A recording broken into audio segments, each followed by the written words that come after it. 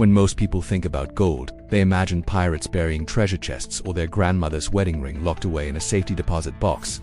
But while you've been told gold is just another investment option, the truly wealthy have been quietly using it as something far more powerful. They understand secrets about this ancient metal that financial advisors never mention and that most investors never discover until it's still late. The difference between how regular people view gold and how the wealthy actually use it isn't just about money. It's about understanding a game that's been played for thousands of years, where the rules are written by those who control the supply, and the winners are decided long before most people even know they're playing. If you don't understand these rules, you're not just missing opportunities, you're walking into financial traps that have been set for centuries. Every major financial crisis in modern history has followed the same pattern. Regular investors panic, sell their stocks, liquidate their bonds, and scramble for cash. Meanwhile, the wealthy quietly accumulate one specific asset that not only survives the chaos but emerges stronger. That asset is gold, but they're not buying it the way you think they are. Most people treat gold like a stock. They buy it when prices are rising, hoping to ride the wave higher. They sell when markets crash, desperate to cut their losses. This is exactly backwards. The wealthy treat gold like insurance, like infrastructure, like the foundation of their financial fortress.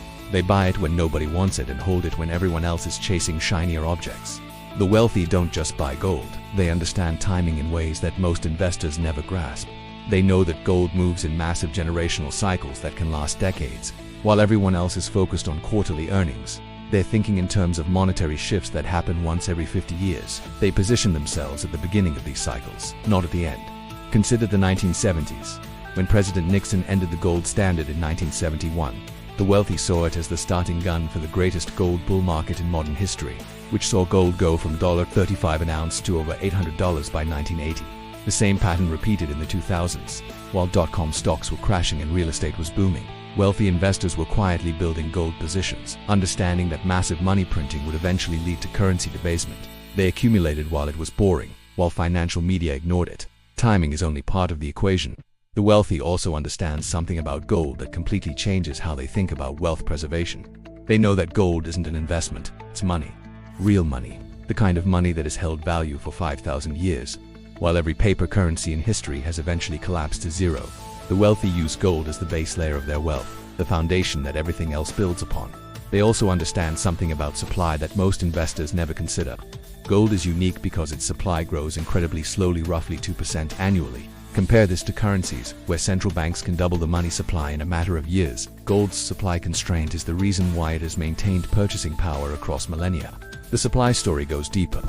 The wealthy know that most of the easy gold has already been found. Today's production requires mining increasingly lower grades of or at higher costs. Meanwhile, demand is shifting.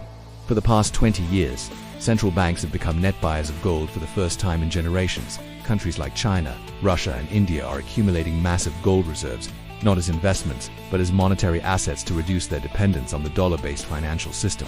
This central bank buying is removing gold from the tradable supply permanently. The wealthy understand that gold serves as a hedge against something most people don't even realize they're re-exposed to: the failure of the entire monetary system. Every fiat currency in history has eventually failed. The dollar is not exempt. The wealthy understand that when monetary systems reach the breaking point, gold doesn't just preserve wealth, it transfers wealth from those who trusted paper promises to those who held real money. They don't buy gold hoping it will go up in price. They buy gold knowing that everything else will eventually go down in value relative to it. Physical possession matters. The wealthy know that in a real crisis, paper claims on gold become worthless while physical metal remains valuable. They've studied what happened in countries where banking systems collapsed and paper assets evaporated overnight. In every case, those who held physical gold maintained their wealth. Physical ownership is about control. When you hold physical gold, you own the actual asset with no counterparty risk, no promises to break, no institutions that can fail you. True wealth requires true ownership. The sophisticated wealthy also understand that gold is uncorrelated with other assets in the way most people assume. During crisis periods, when correlations between traditional assets spike, gold often moves in the opposite direction, making it invaluable as a portfolio stabilizer. A Roman soldier could buy a decent toga with an ounce of gold 2,000 years ago. Today, an ounce of gold still buys a decent suit. This is the fundamental nature of real money maintaining its value. Perhaps most importantly, the wealthy understand that gold ownership is ultimately about option. In a world where monetary policy has become increasingly experimental, gold provides options that nothing else can match. It's portable wealth that crosses borders without questions. It's liquid wealth that can be converted to any currency. It's permanent wealth that doesn't depend on any government, any institution, any promise. This optionality becomes crucial during periods of financial repression, when governments impose capital controls or wealth taxes. The wealthy position themselves with this escape route long before they need it. They also understand that gold ownership is part of a broader strategy of financial sovereignty. In an age where bank accounts can be frozen and digital payments monitored, physical gold represents one of the last forms of truly private wealth. The timing of when to acquire this insurance reveals another secret. They don't wait for crisis to buy gold. They buy it during periods of complacency when prices are reasonable and supply is readily available. The time to prepare for a storm is when skies are clear. The wealthy understand that gold isn't just about preserving their own purchasing power. It's about transferring real wealth to their children and grandchildren in a form that governments cannot inflate away, institutions cannot confiscate, and time cannot erode. What separates the wealthy from everyone else is their grasp of the manipulation of perception itself. While regular investors react to headlines, the wealthy understand that gold markets are deliberately managed to appear boring, irrelevant, and outdated. Central banks and governments have spent decades conditioning the public to view gold as a barbarous relic, while these same institutions quietly hold massive gold reserves and continue adding to them year after year. The wealthy recognize this propaganda campaign and position themselves accordingly. But they understand that gold isn't an investment to be traded, it's the foundation upon which real wealth is built.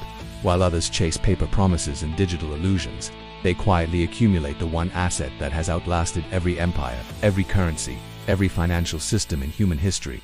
The question isn't whether you should own gold. The question is whether you'll figure it out before everyone else does, or after it's too late. The game has been rigged for centuries, but the rules are still the same, and now you know them too.